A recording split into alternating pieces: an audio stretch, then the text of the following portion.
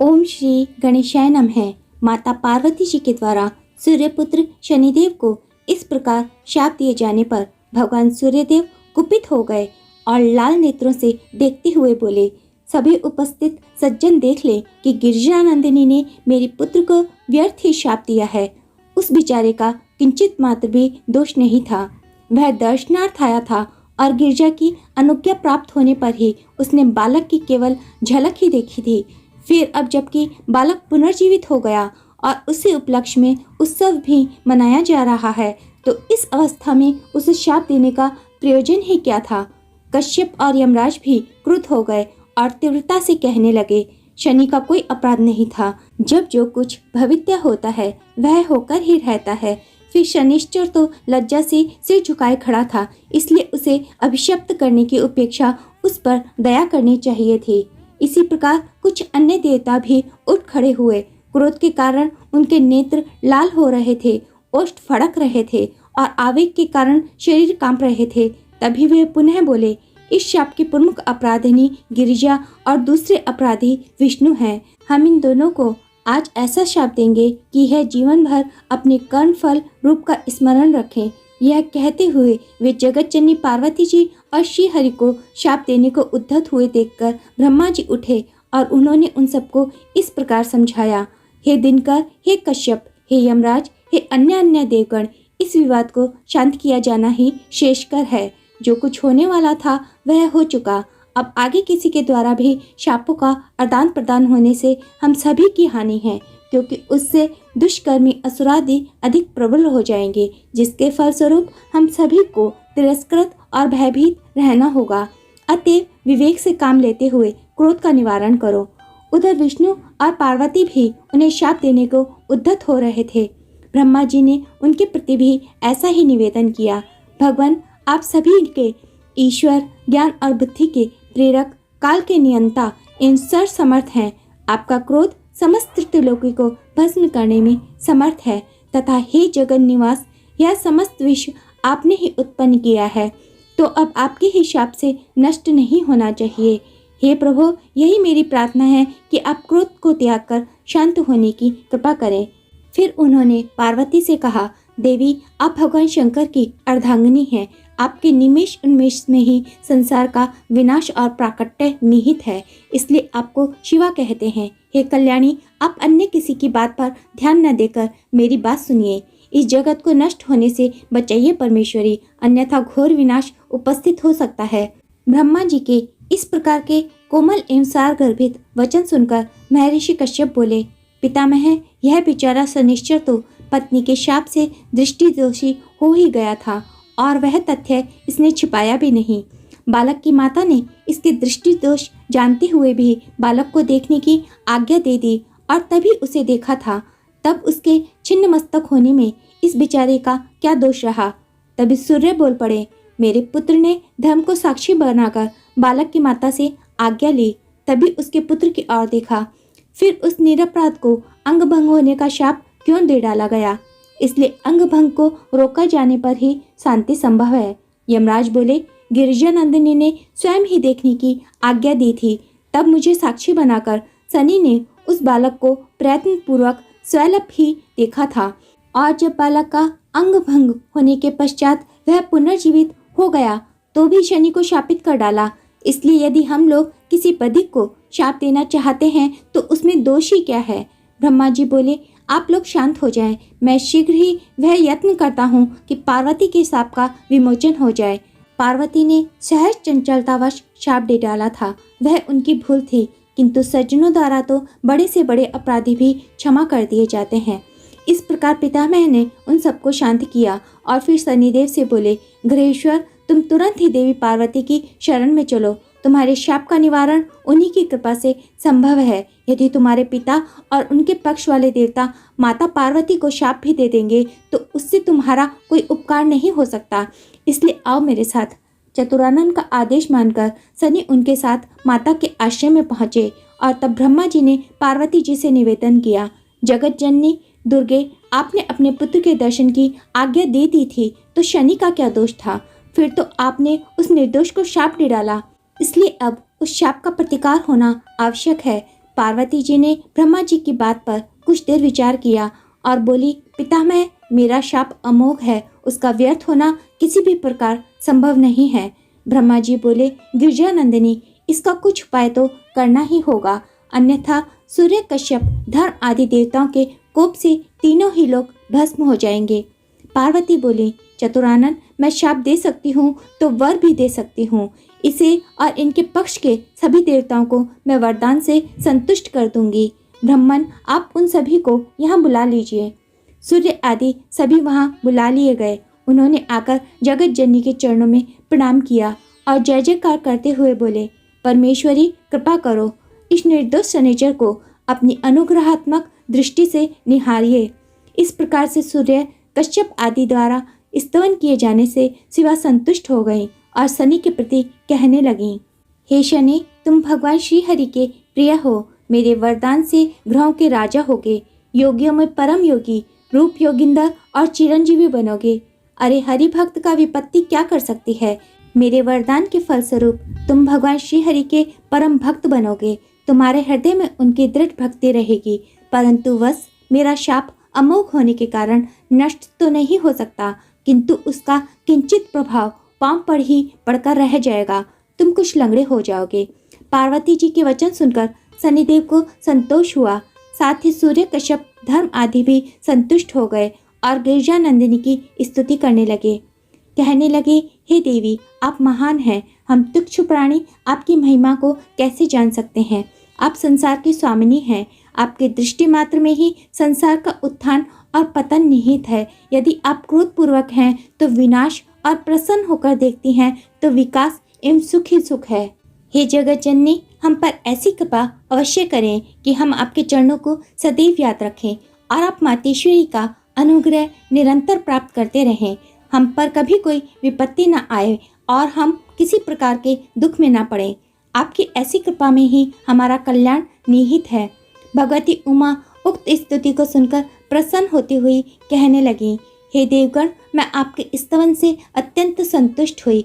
तुमने जो कुछ भी अभिलाषा की है वह सब पूर्ण होगी।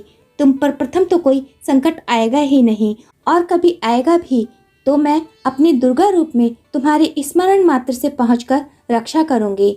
अब आप सभी प्रसन्नता पूर्वक अपने अपने स्थान को पधारें। निश्चय ही मेरा अनुग्रह तुम सबके साथ है।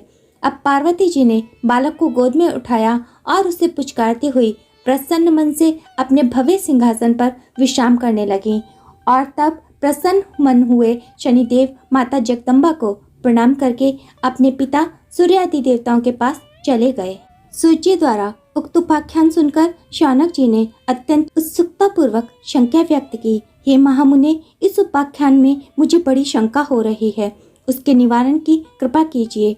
हे प्रभु, सर्वशक्तिमान गोलकवासी भगवान श्री कृष्ण के अंशभूत एवं सर्वभूत भवन भगवान शंकर द्वारा पार्वती जी के गर्भ से उत्पन्न शिशु को इस प्रकार के विघ्न की प्राप्ति क्यों हुई थी। भला शनि को इस प्रकार की शक्ति कहाँ से प्राप्त हो गई, जिसके कारण देवादिदेव भगवान का ही मस्तक छिन्न हो गया।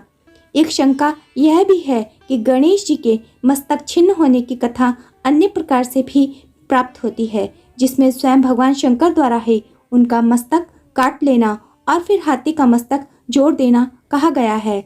इस कारण इस विषय में मेरा कौतूहल और भी अधिक बढ़ गया है कि कथाओं में इस प्रकार की भिन्नता क्यों है।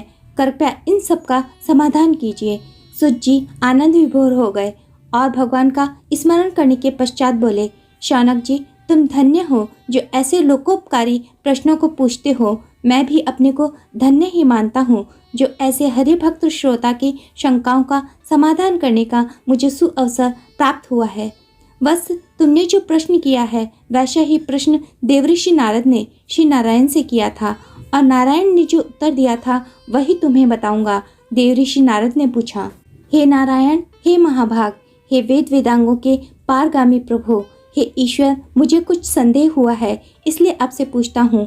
हे नाथ, भगवान शंकर तो महान हैं। उनके आत्मभूत पुत्र जो स्वयं ही सभी विघ्नों के विघ्न दूर करने में समर्थ हैं, उन परमात्मा को विघ्न की प्राप्ति किस कारण से हुई थी।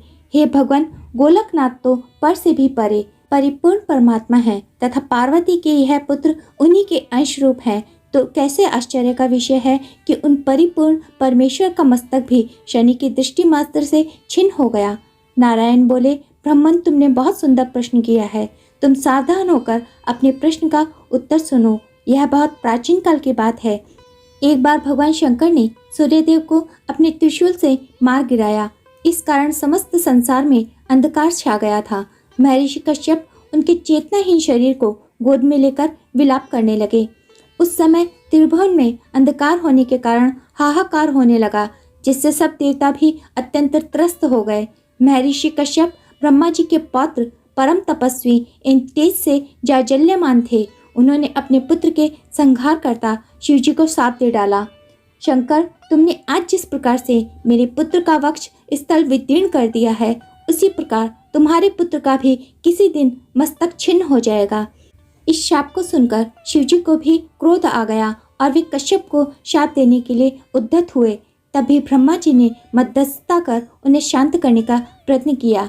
ब्रह्मा जी बोले, हे देवादिदेव, हे महादेव, आप ही तीनों लोकों के स्वामी और संहार करता है।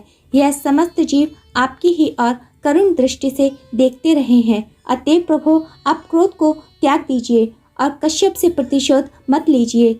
हे नाथ, आपके ऐसा करने से विवाद और भी बढ़ जाएगा। हे दयामय, अब शीघ्र ही प्रसन्न होकर अंधकार दूर कीजिए, जिससे कि समस्त प्राणी भयमुक्त हो सके। शिवजी तो शीघ्र ही प्रसन्न होने के लिए प्रसिद्ध हैं, इसलिए ही उन्हें आशुतोष कहा जाता है। अतः ब्रह्मा जी की स्तुति सुनकर तुरंत प्रसन्न होकर बोले, ब्राह्मण, मैं तुम्हारे स्तवन से प्रसन्न हूँ। जो चाहे वही वर प्राप्त कर ले। ब्रह्मा जी ने कहा, प्रभु, अन्य कोई भी वर अभीष्ट नहीं है। मैं तो केवल यह याचना करता हूँ कि भास्कर को पुनर्जीवन की प्राप्ति हो, जिससे संसार में छाया हुआ घोरतम अंधकार दूर हो सके। अन्यथा त्रिलोकी ही नष्ट हो जाएगी, क्योंकि सूर्य में मुझ ब्रह्मा, विष्णु और आपका भी अंश विद्यमान है। इस प्रकार सूर्य त्रिगुणात्मक है और शिव भी त्रिगुणात्मक है। जब उन्हें गुणों की प्राप्ति नहीं होगी, तब उनमें प्राण भी कहाँ रहेंगे। ब्रह्मा जी के स्तवन को सुनकर शिव जी प्रसन्न हो गए और उन्होंने सूर्य को पुनर्जीवन प्रदान कर दिया। जब सूर्य जीवित हो गए, तब अपने पिता कश्यप जी के आगे बैठ गए, किंतु उन्होंने अपने क्रियाशील रहने से वैराग्य ले लिया। वे बोले, अब मैं समस्त विषयों का त्याग कर केवल भगवान जनार्दन का ही भजन करूंगा, क्योंकि यह समस्त विश्व नाशवान है। इस तुच्छ, नश्वर और अकृतज्ञ संसार के हित में सतत गतिमान रहते हुए परिश्रम करना व्यर्थ है। जब अकारण ही मेरे साथ शत्रुवत व्यवहार किया गया, तब मैं समझता हूँ कि मैं ही क्यों इन देवताओं, ऋषि मुनियों, गंधर्वों, किन्नरों, यक्ष आदि की प्रसन्नता के लिए अनहरीश भागदौड़ करता रहूं।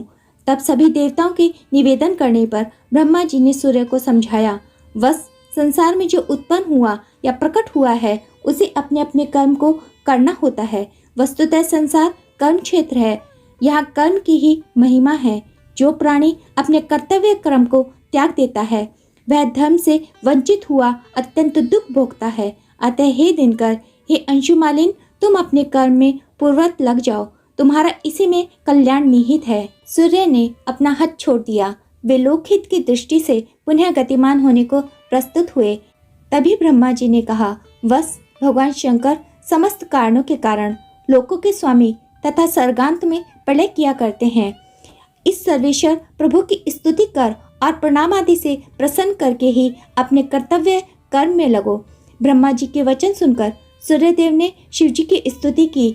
हे आशुतोष, हे शंकर, आप समस्त लोकों के नाथ को मैं प्रणाम करता हूँ। हे प्रभु, मुझसे जो कुछ भी अपराध हुआ हो, उसे कृपया कर क्षमा कर दें। मैं आपका अनन्य सेवक और सदैव कृपाभिलाषी हूँ। उमानाथ, मुझ पर कृपा कर प्रसन्न हो जाइए। हे प्रभु, आशुतोष तो आशुतोष ही हैं। जब कोई भक्त सच्चे हृदय से उनकी स्तुति करे, तो उनके प्रसन्न होने में देर नहीं लगती। उन्होंने भास्कर को भक्ति पूर्वक स्तुति करते देखा तो तुरंत ही संतुष्ट हो गए। उन्होंने कहा, दिनकर, तुम्हारा कल्याण हो, अब कोई भय तुम्हारे नहीं आ सकता।